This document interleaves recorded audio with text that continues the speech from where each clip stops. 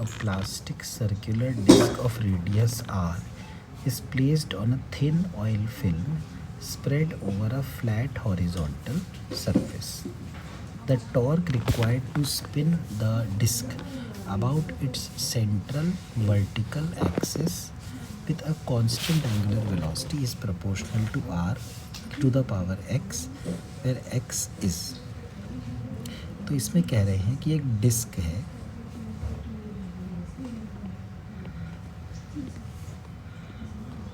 इस तरह से, और ये सरफेस पे रखी है, और इसके और सरफेस के बीच में एक फिल्म है. सपोज ये जो फिल्म है इसकी थिकनेस हम L ले लेते हैं. अब ये कह रहे हैं कि इसको हमें किसी एंगुलर वेलोसिटी ओमेगा से घुमाना है. तो आप सोचिए, अगर आप इसको एंगुलर वेलोसिटी ओमेगा से घुमाएंगे तो हम लोग अगर इसको ऊपर से देखें,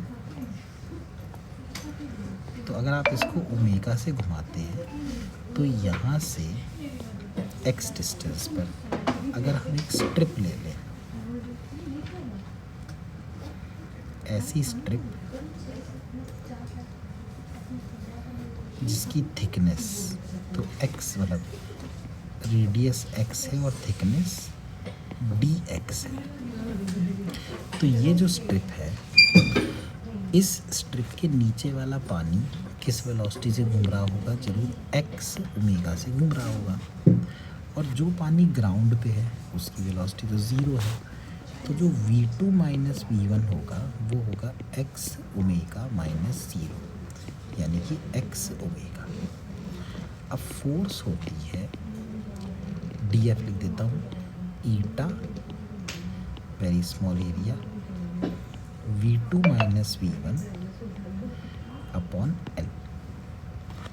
तो f होगा df ईटा dA हो गया 2 pi x into d x v2 minus v1 upon l. ये जो फोर्स लगेगी, ये जिस तरफ ये घूम रहा है उसके ऑपोजिट डायरेक्शन में लगेगी. लेकिन आप देखिए, इस फोर्स का परपेंडिकुलर डिस्टेंस x है, तो जो टॉर्क होगी डी टाउ वो होगी df मल्टीप्लाइड बाई x, मतलब ईटा 2 पाई x dx, और v2 माइनस v1 तो ज़ीरो है, v2 है x ओमेगा अपॉन l. तो df इंटू x यानी डी टाउ बन गया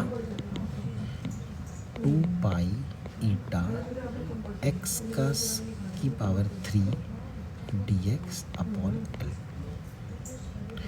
तो नेट टॉर्क बनी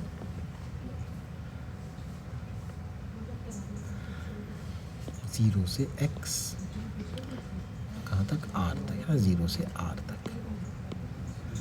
तो ये बन गया 2 पाई ईटा r की पावर 4 अपॉन 4l, यानी पाई ईटा r की पावर 4 अपॉन 2l.